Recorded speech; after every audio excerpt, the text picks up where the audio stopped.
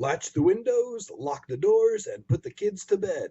It's time for another episode of Tales from the Garage! Okay, back again. Guess what I'm doing? Another random vinyl pull. I'm still recuperating from my marathon Terry Riley, spending probably about a month listening to his recordings on pretty much a daily basis. And then going to the 2 hour and 9 minute 4-part video. And of course I also did in between there some videos, and I did videos of what I've been listening to, which is a lot of classical music, a lot of acoustic oriented music, and I'm still in that mode. I've pulled a few more classical things off the shelf. They are things I've shown in the past, though, so I'm not going to show them right now, maybe in a future video. I'm here today just to do a random vinyl pull and see what I can come up with. Though I'm thinking of all the ones that I've got back there that I haven't selected yet. I'm not sure if I should pull them out and not use them and select other stuff, because I know I have a lot of Klaus Schulze in there. And I have a lot of ECM recordings in there. Initially, I don't even know the reason that they ended up in that stack over there. I think I pulled them out to put them in some kind of order in the storage bins, and I just left them out. So they weren't kind of meant to be a real good selection of what I have, because a lot of the stuff by artists like Klaus Schulze, when I have 20 or 30 vinyl albums by, are all there together. So that's not the way that I would normally put together a random selection. I wouldn't have that many LPs by one artist together, because it's not really representative of my collection. But but then there's good stuff in there that I don't want to dismiss. So I don't know. I think I'll just do a random pull and see what comes out. Yeah. These are jammed in there so tight. Well, I pulled 2 out, so without meaning to. Here's okay. I pulled out my very first purchase of a Wes Montgomery album of any type, album or CD. This was a great introduction, even though it was a compilation, because it, I know there's not too many people interested in mainstream jazz anymore, it seems, but anyway, I'll talk about it. I had heard of Wes Montgomery actually being influential to some rock musicians I used to listen to. Whether or not that was true, I don't know, but this is just stuff that I had read long before the internet. I'm going back to late 1970s here, or mid-1970s even. And I had already explored ECM jazz, had already gone the electronic route. So this is right outside of the ECM jazz thing. I decided to jump into, quote-unquote, some more mainstream jazz, which I don't know if I had any of actually purchased prior to this. So naturally, I decided to go with a guitarist, being a guitarist, and one that I had read about that had been influential to quite a few guitarists that I knew growing up, even though you don't really hear it in their music. So I went looking, wonderful cover painting here. I went looking for Wes Montgomery and settled on this one for a couple reasons. It's a double disc set. One of those twofers.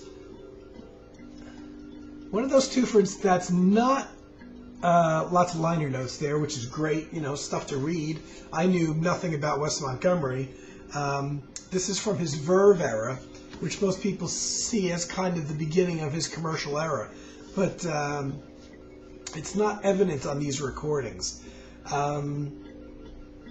So this was actually, unlike most twofers, which they just take 2 albums that were previously available singularly, individually, and stick them together.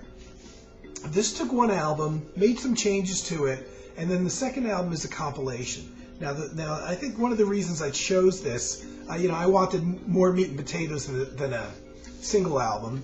So buying a double album, at a decent price was, the call for the day. And this is not in print as such on CD, though all this material is available on CD on the original albums that they're drawn from, which is about 4 different albums that this stuff comes from. It was called the Small Group Recordings, and at the time this came out, the first disc was a little bit unusual. The first disc was all live performances done in New York City in May and June 1965. I think that is a little hard to read. Yeah, 65, with the Wynton Kelly Trio. So it's just Wes on guitar, Wynton Kelly on piano, Paul Chambers on bass, and Jimmy Cobb, who's still around, on drums. And this was my first introduction to all 4 musicians. I particularly am still a fan of all of these guys. Wynton Kelly especially being very, very underrated as a jazz pianist. Very lyrical jazz pianist, in the mainstream mode.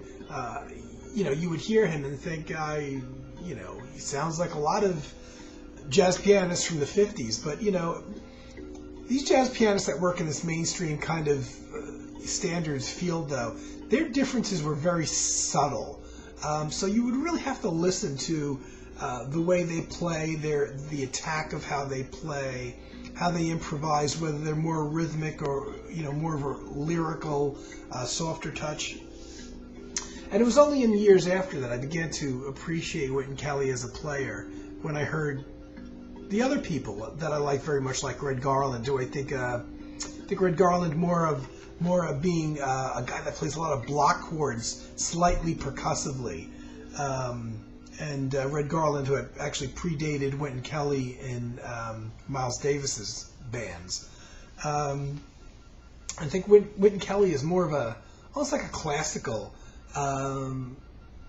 pianist. He's not quite as rhythmic, more soft and lyrical to the touch, and maybe more of singing like a saxophone would sing, maybe. I love Wynton Kelly. I love the whole band. Paul Chambers on bass, who died very young, Jimmy Cobb on drums. All these, at the time that this was recorded, were part of Miles Davis's band. And Wes on guitar. So I thought that was a good way for me to get into, because I really didn't want to get into the whole saxophone thing at this point. I really wanted to hear guitar, knowing if you have a sax player in the band, the sax player is going to take away a lot of the solo space that a guitarist would have. So there was this album, these sessions that were recorded at the May and June 1965 at the Blue Note. Some of them had come out previously on an album, I think it was called Live at the Blue Note. Very, very famous jazz guitar album.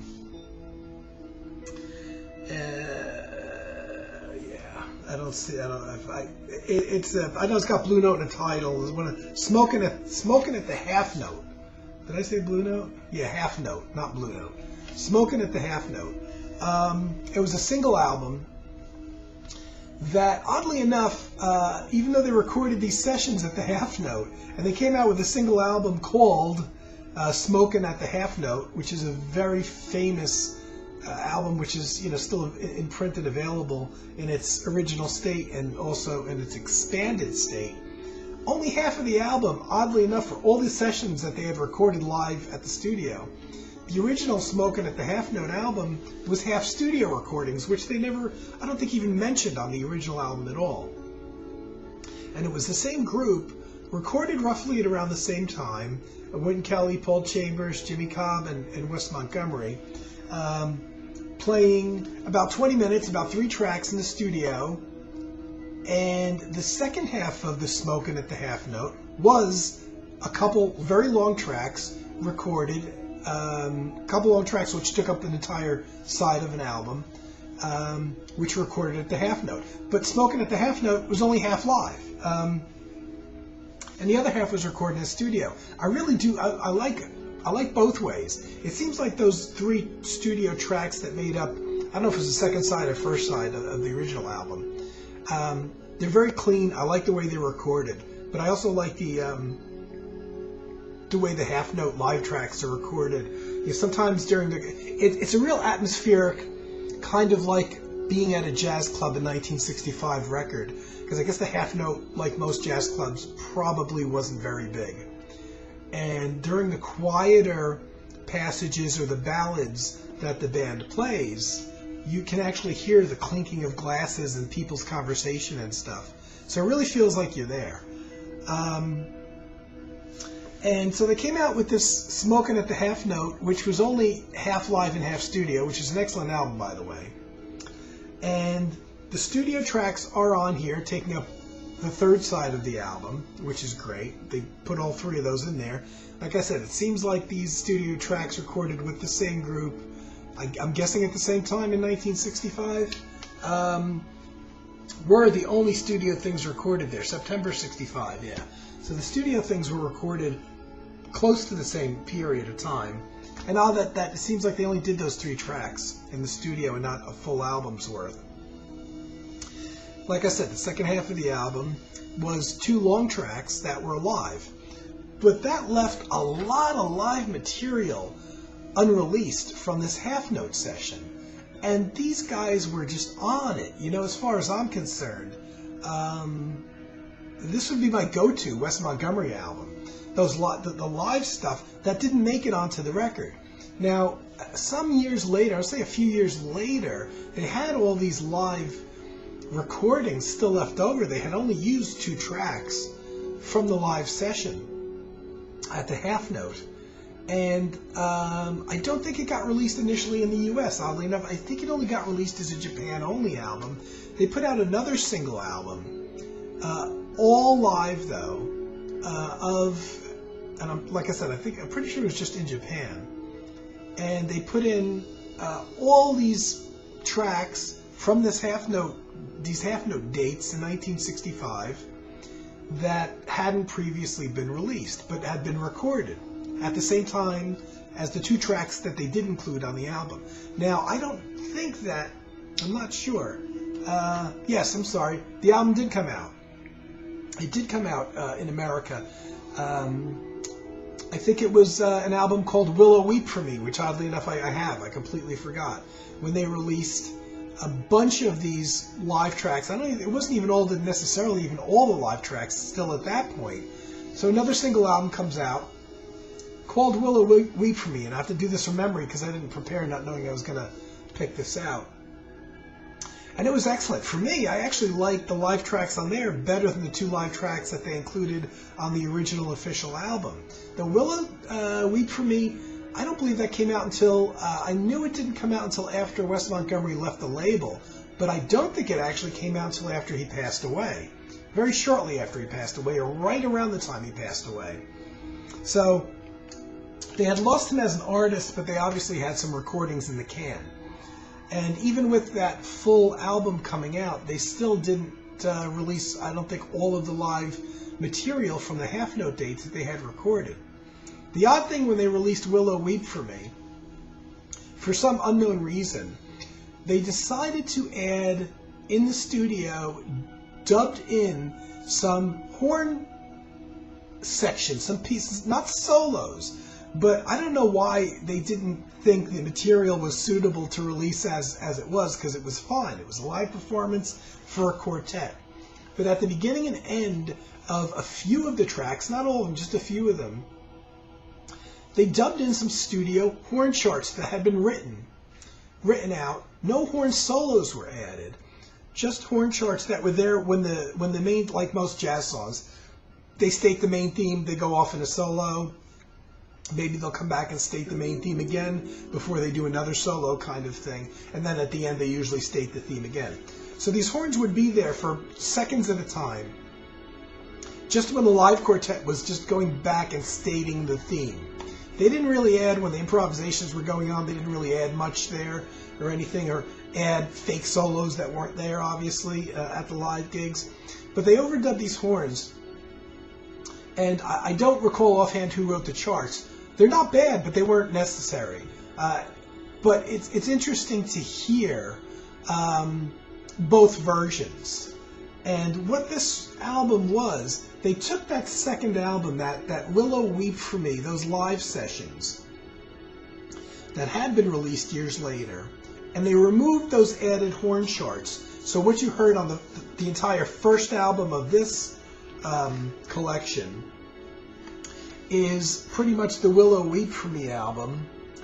I believe it's all of the exact same tracks, but I could be wrong. And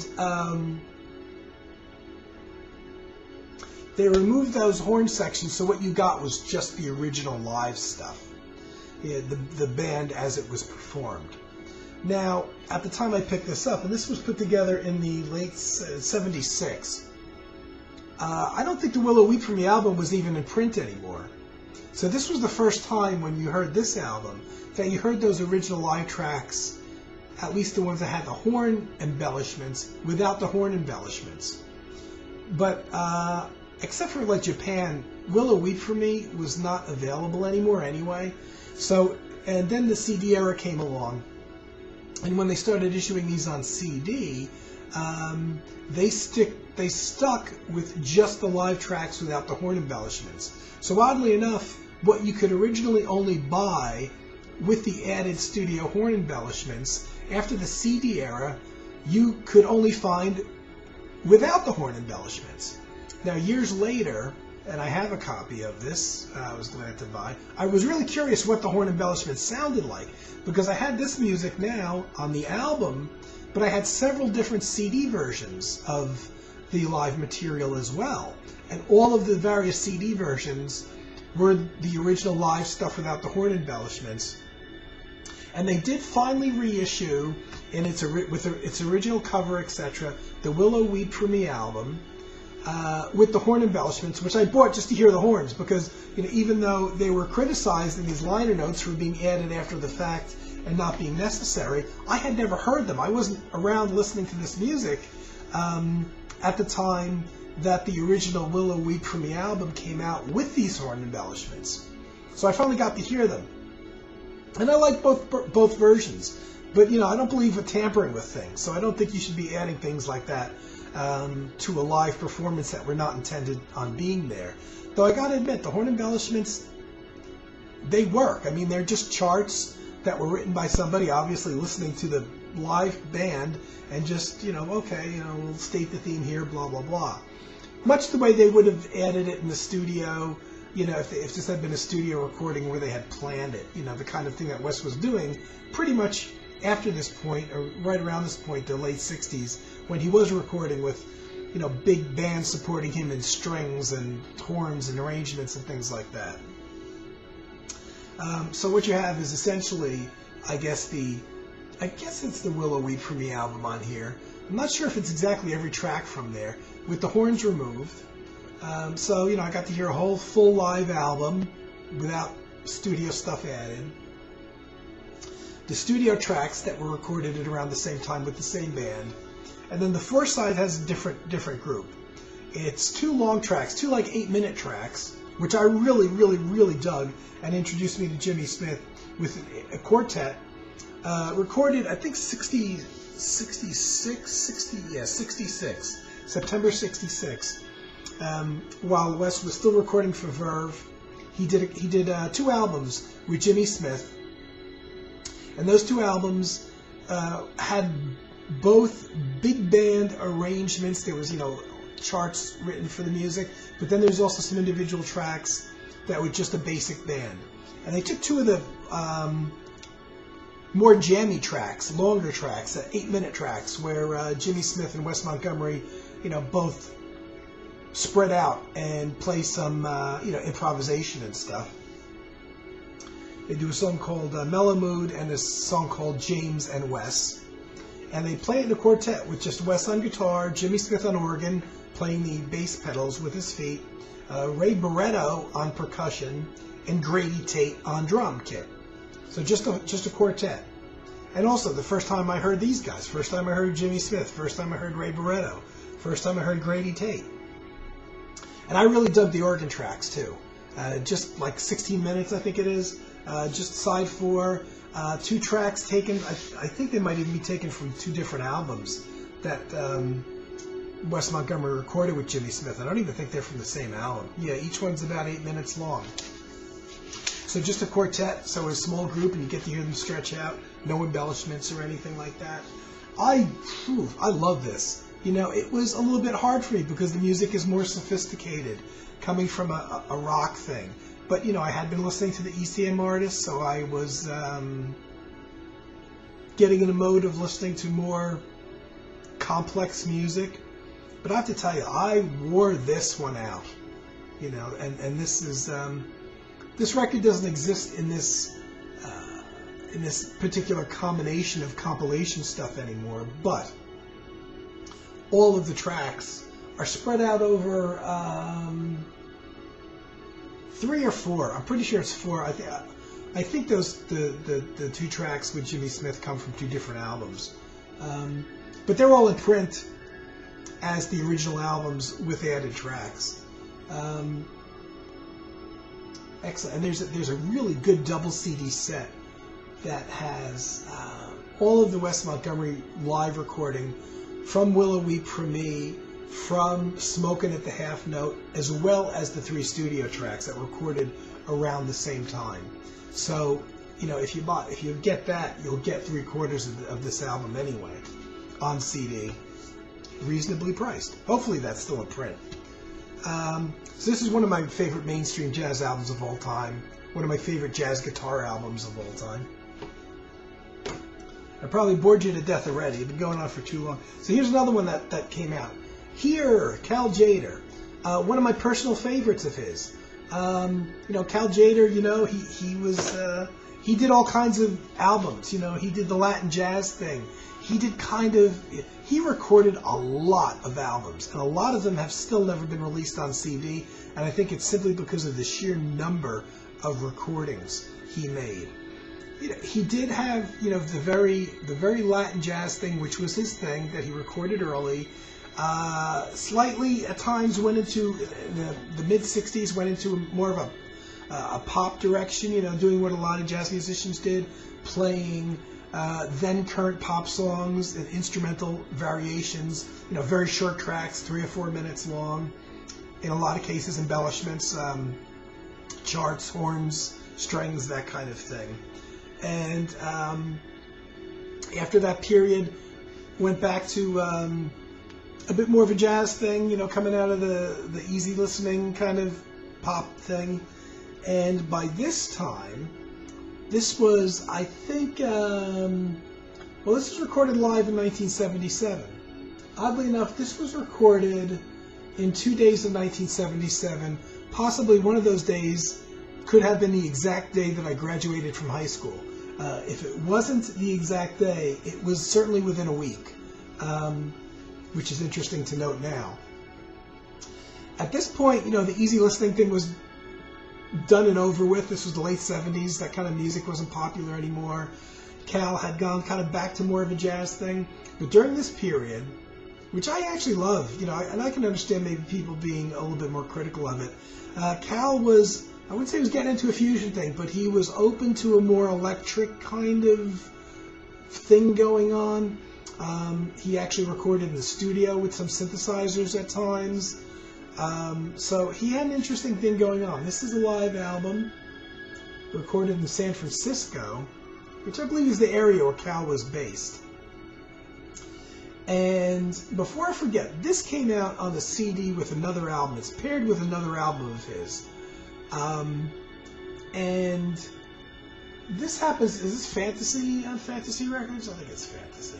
Galaxy, which I believe is owned by Fantasy. Cal recorded a bunch of albums for them at this time. This was his record label.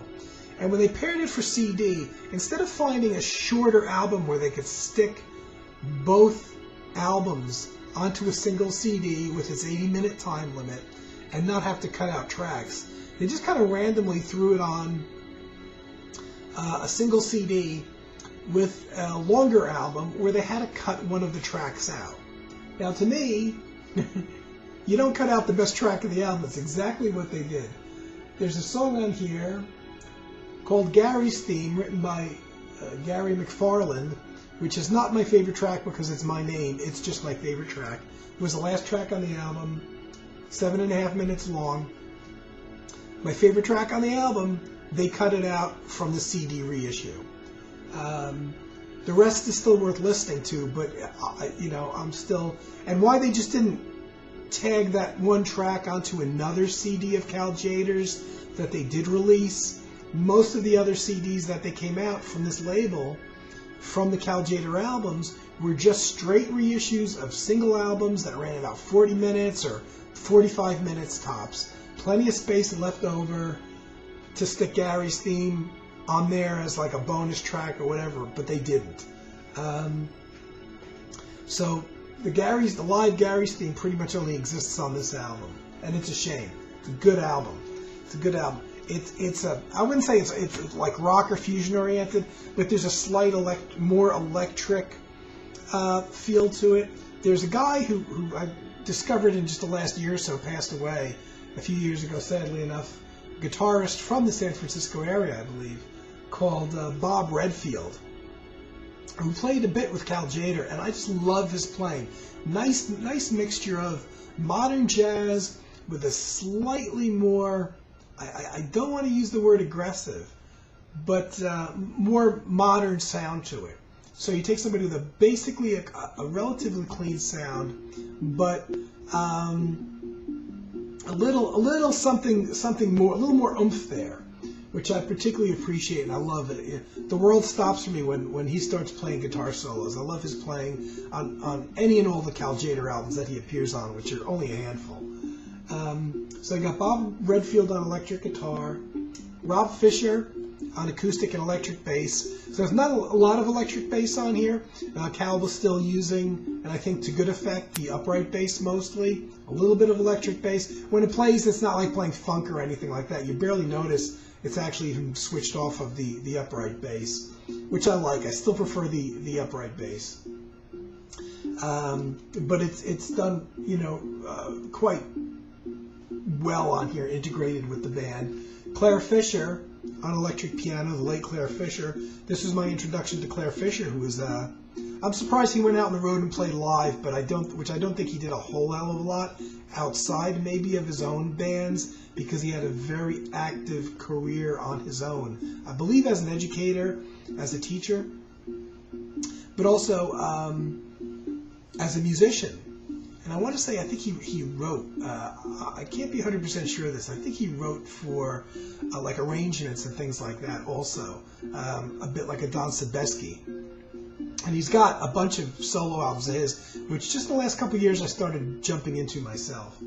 So Cal Tjader on vibes and timbales, a little bit of timbales on here.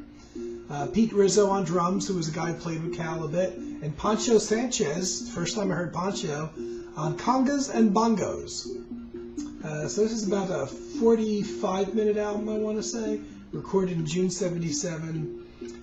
If you like that slight, I don't want to say fusion tinge, but it's not the softer jazz that Cal went back to after this period, and experimenting with synthesizers, I guess, especially when he switched to Concord Jazz. I don't know when that was, but I want to say the mid-'80s. I think Cal got a little more conservative, which was fine because the music was still really good. But this was a little bit more edgy, and I really dig, if this is easily among my favorite Cal Tjader albums. And actually, I think it was the first one I ever bought by him. I knew nothing about him. This was a blind. I remember the day I bought this at Disco Mat. Holy crap. $4.99, if you can imagine. Brand new sealed album. And this would have been the early 80s, too. So it's not even like it was 1950s or something. Wonderful, wonderful album. I wish they would release that Gary's Theme, that live version of Gary's Theme on CD. I've been talking a lot, but I got to do one more because I got to have at least 3, right? Yeah. Let's hope it's one that I don't like, that I don't have to talk about very much. Oh, well. Oh, our first ECM. Okay. Here's a guy I've been thinking about lately, Gary Peacock. Shift in the Wind.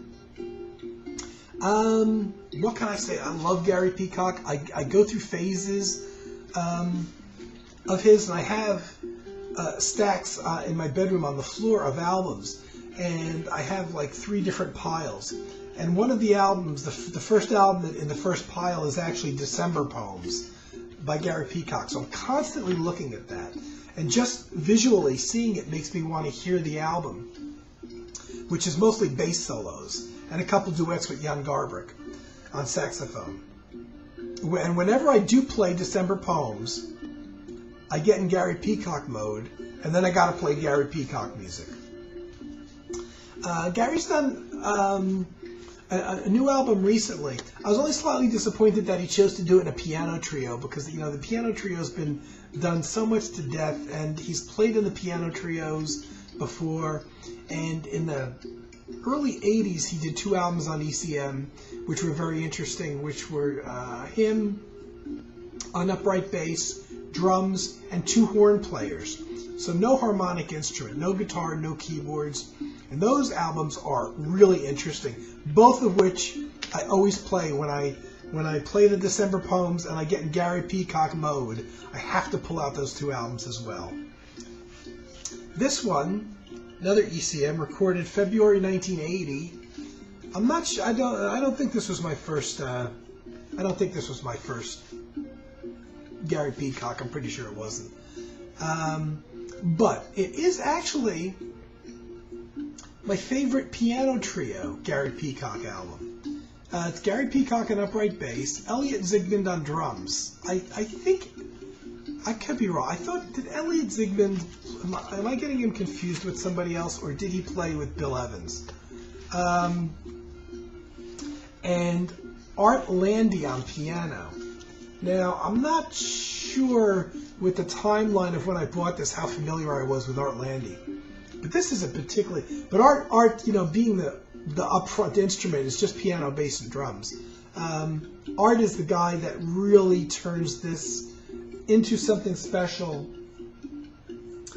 even though most of the compositions are by Gary Peacock. Well, let's see, before I shoot my mouth off.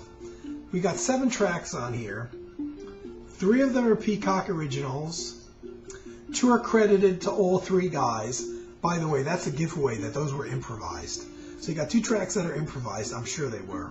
And 1 track, actually the very first track they put on the album, was 2 tracks written solo by Art Landy. So you do get a mixture of Peacock originals, Landy originals, and group improvisations. I particularly like the way this is recorded. Just now I'm going to have to go listen to this because I pulled it out. Yeah. This is one of those albums that wouldn't have worked nearly as well if it hadn't been recorded with the care that the ECM engineers took. But actually, the mixing engineer was the ECM engineer. This is strange because this to me is a very typical sounding. Now it's been probably about a year since I listened to it. Very typically great sounding ECM recording of the time. But now that looking at it, it wasn't actually recorded in the typical ECM Oslo, Norway studios. This was recorded at Columbia Recording Studios in New York, which I had forgotten. And I'm surprised at, because usually when the ECM guys go off into other studios, you can tell it's not those 2 basic ECM studios that they use, one of them being the one in Oslo, Norway. However, David Baker is the recording engineer on this, and he was a big deal. I don't know if he's still around, but certainly at this time, he was the, at least in America and certainly New York-based guy to get as a recording engineer if you were a jazz musician in the New York area and you wanted to capture really great sound. I guess he was like the New York equivalent of the ECM engineers. Because I completely forgot this was recorded in New York, though it was mixed by Martin Weiland, who was one of the ECM engineers. This is recorded well. I'm going to have to give this another listen now that I'm talking about it. Great album. Nice writing by Art Landy and the 2 improvisations by the group and Gary Peacock. It's essentially strictly a acoustic band, acoustic piano, upright bass, and drums. But there's one track, and I want to say, I'm guessing, there's one track that has this really weird, high-pitched electronic sound that comes in at some point, and it's not credited, and I don't know where it's coming from. I don't know if it's Gary Peacock bowing a very high note on the bass that they electronically enhanced, or if it's Art Landy doing something. It's only on one track, during it like an improvised section, I believe. It's subtle, and I mentioned this before. I'm pretty sure I talked about this album because somebody said, I remember somebody commenting, I don't remember hearing that electronic effect. And I think, yeah, it's there. Listen to the album again. So if you're not really paying attention, it's not like an overwhelming thing. It's just there kind of in the mix of the other three instruments. I think it's on the track called Caverns Beneath the Zoth, which was one of the tracks that Art Landy composed, and it's 10 minutes long. It's the longest track on the album. Okay, great album. I'm going to have to listen to it now. And of course, it came with the typical for its time ECM catalog, which doesn't show everything, but you know, it shows the then very current recordings and some classics from the catalog. Boy, this was smart, because you know, when I would go on a Friday after work, which was typical of me, I would go to a record store, pick up an ECM album usually. And when I did, you know, I'd pull this out and I'd put the album on and I'd be listening to the album, scanning through this. The smart thing was they didn't just show you the albums or some of the album covers, but for each album they list in here, which like I said is not all of the albums they have, just a selected batch, but they would list all of the musicians and the instruments they play. This is particularly good for me because I could look and say, you know, I don't have an album that's just one solo guitarist, or you know, this is Gary Burton and Steve Swallow together in a duet and they play keyboards and stuff like that. So you could look to see not only who the musicians on an album were, but what instruments they play. And stuff that looked interesting, I would put I gotta go see if I can get this. So this one has Steve Ellefson, the only album that he recorded for ECM, on acoustic guitar with Colin Wolcott on percussion. There's an interesting looking album right there. That one I actually bought when it first came out. I'm just citing some ones that look interesting. The Gallery album with Dave Samuels and Michael DePasqua and Paul McCandless and David Darling. Ralph Towner, John Abercrombie, 5 years later, the duet guitar album, classic album. John Sermon, The Amazing Adventures of Simon Simon, which was just John Sermon with Jack DeJohnette, just the two of them in the studio. So just looking at that, I'm like, oh my God, I gotta get it. Before I knew it, you know, 90% of them I was on my to-get list. And I ended up buying almost every single one in this catalog. Great. See, now you made me pick it out, so now I have to listen to it. Okay, guys, I've been going on for too long about 3 albums. But I knew I was in trouble when I pulled out that Wes Montgomery album. I had to give the whole history into it. My very first mainstream jazz album, which I love so much to this day. Okay, guys. Sorry for going on so long. Hope everybody's groovy. And I'll be back soon. Take care. Tune in next time for more Tales from the Garage.